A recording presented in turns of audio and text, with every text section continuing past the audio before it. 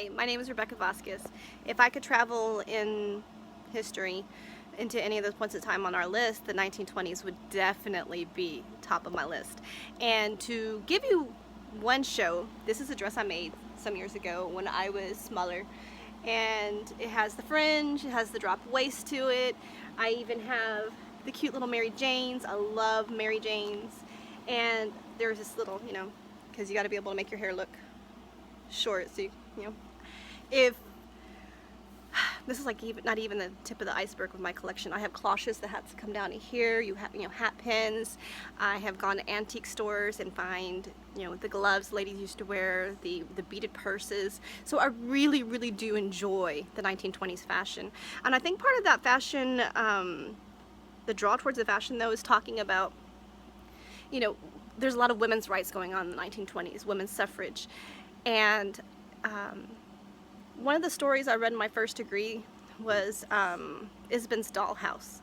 And it has really stuck with me because it was talking about gender roles, how women are the spiritual and moral, lead of the household, but in everything else they're not. So even when a woman sees what needs to happen for her household, she's not able to directly address it. The culture won't let her. So the Dollhouse is like such a good story because you see this lady trying to get around all these things and still trying to establish what she feels needs to happen for her family, for her husband, and she stresses herself out trying to do all these things. But it was such a good example of those gender roles, and how women will feel stuck in these things, and we're not allowed to speak out. And there's things in my life still now, almost 100 years later, where I don't feel like I'm allowed to speak. And is it because my ex is allowed to speak, but I'm not allowed to speak? Why is that? Why is there a double standard there?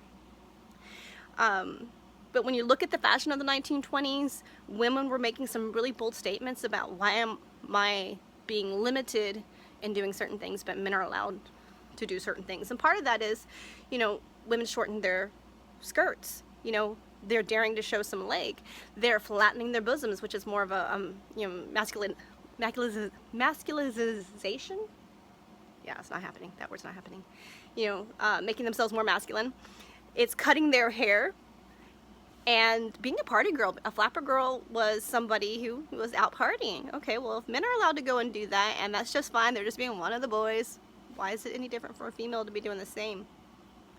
I'm not a party animal, but at the same time, if you choose to do so, you should have that right. As a female, you should always have to, male or female, that's your life, you should have that right.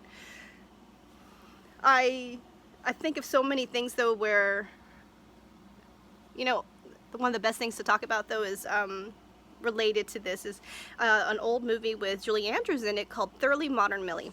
If you haven't seen it, it's a great example of the 1920s.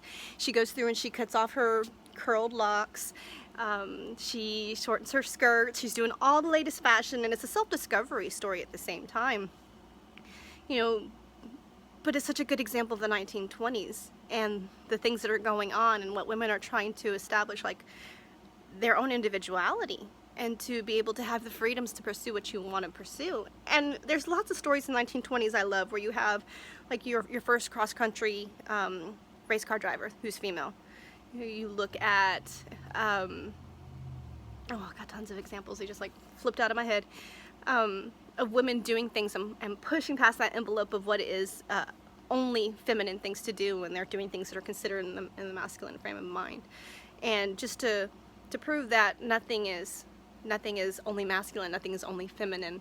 And how we've progressed in the last 100 years, you do see some more gender fluidity in our personalities and what's becoming more accepted in our culture. When you talk about LGBTQ community, you still have quite a bit of resistance, but you do have more of a gender fluidity where there's more acceptance of men and the male species who may want to exhibit some more feminine traits than what is considered a gender norm. So there are gender roles that are now flowing back and forth, and I love those conversations because we are humans. We are both masculine and feminine in our personalities. Even as a female, it doesn't matter how much lipstick I put on. I know I'm bossy. I have one tone of voice, and people will take it offensively. I'm like, this is the tone of voice I have. I'm assertive. And that's always considered a male trait. And I have a lot of resistance that I see with people when I'm being assertive. But to me, If I'm saying the same thing that a male is saying, why am I having more resistance for someone listening to me? Because I'm female? When I'm saying the same thing that somebody else is saying? Is it because I don't have the big boy voice to scare people?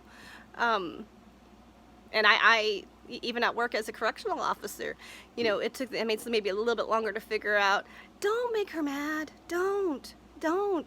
She may not be able to, you know, drop you on the ground, but she's going to find some way, she's going to get some backup, or she's just going to go find a way to, you know, make you regret it otherwise. Paperwork, you know, she'll find something.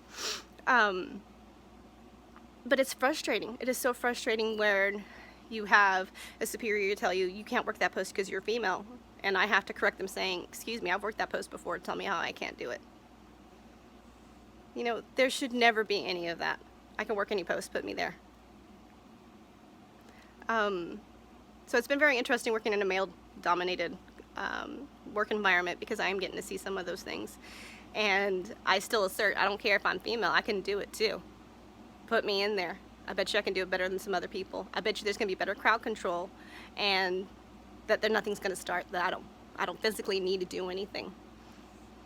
So, like the 1920s, because you're talking about so many like cultural revolutions on behalf of women, and how far we've come with the gender fluidity that we're seeing now, where people are trying to push that envelope more. And I look at the men I work with, I look at how men struggle with this concept of manhood, and how it kind of messes them up because they're so restricted by what makes a man that they're hurting who they are. You know, they're not able to express their emotions, and that'd be okay. I'm like, you're human. There's nothing wrong with having your heart break. There's nothing wrong with grieving. Why can't you speak about it? Why does a man not have to be able to cry? So those are things where you're talking about this inequality for men and for women that are in our culture, and that's not okay. So I do love the 1920s because that's kind of where a really big revolution started for our country in pushing that envelope and starting that discussion that led to the feminine mystique and, you know, the flower girls and all this, you know, this evolution.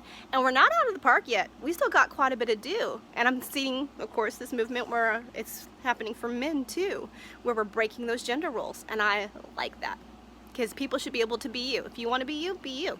Nothing wrong with that. You should be able to do that. If you're not harming anybody else, where's the problem? So I would definitely travel back to the 1920s. So, thank you.